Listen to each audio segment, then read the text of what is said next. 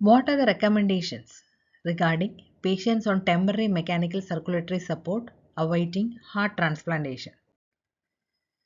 So, the temporary mechanical circulatory support includes IABP, VA ECMO, percutaneous microaxial rotary pumps, percutaneously or surgically implanted external centrifugal or pulsatile pumps. So the patients, like depending upon the country, the allocation system and the type of device, the proportion of heart recipients with temporary mechanical circulatory support at the time of transplantation varies from 0 to 25% of patients. So these patients who are on temporary mechanical circulatory support are the sickest patients, subset of patients. They are intermax class 1 and the heart transplant provide a survival benefit in them and hence they are allocated the highest priority status. So post-transplant survival, who patients who are already on temporary mechanical circulatory support depends upon the clinical status, the comorbidities, and the end organ function recovery at the time of heart transplantation. In addition to that, it also depends upon the donor availability, the local allocation system, and the sender's expertise, the patient survival. So the patients who are on temporary mechanical circulatory support are they will be on anticoagulated and hence neurological complications like hemorrhagic or ischemic stroke are common on patients and hence the thorough neurological examination prior patient transplantation is very important. So because they are the sickest patients and they will benefit maximum from transplant, they are given the highest priority. In USA, they are the status 1 patients. These are patients who are on VA ECMO or for less than 7 days. But if they become on VA ECMO for more than 7 days, like ECMO for more than 7 days, they become status 3. So, and the patients who are on non-dischargeable BIVADs are the status 1 in USA.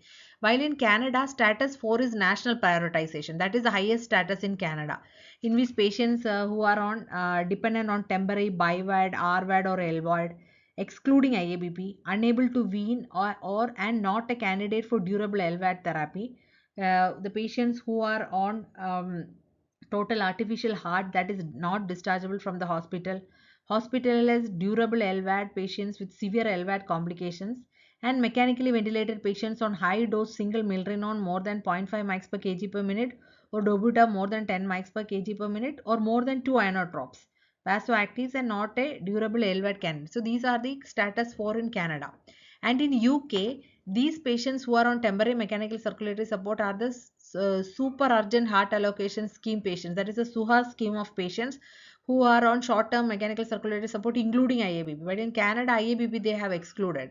So these are the patients who are requiring the highest prioritization and who gets the donor heart first. So what are the recommendations? In the International Society for Heart and Lung Transplant recommendation on patients on temporary mechanical circulatory support. So the class of recommendation 1 level of evidence is from limited data, weak with limited data is that patients who are on refractory cardiogenic shock awaiting who are on temporary mechanical circulatory support should be considered for urgent heart transplantation if the high likelihood that heart function will not recover. So waiting is not a good idea. So otherwise deemed suitable for heart transplant. And another option for durable mechanical circulatory support or cardiac replacement is not appropriate. And anticipated waiting time is short. The patient has hemodynamically stabilized, end organ function has improved, and they should undergo urgent heart transplant in experienced centers. So these are the recommendations. Class of recommendation 1 level of evidence weak with limited data. The another class of recommendation 1 is that indication and eligibility should be assessed by a multidisciplinary expert team, dedicated and a specialized multidisciplinary team. And then again, the class of recommendation with weak expert opinion evidence is thorough neurological status should be examined of patients on temporary mechanical circulatory support.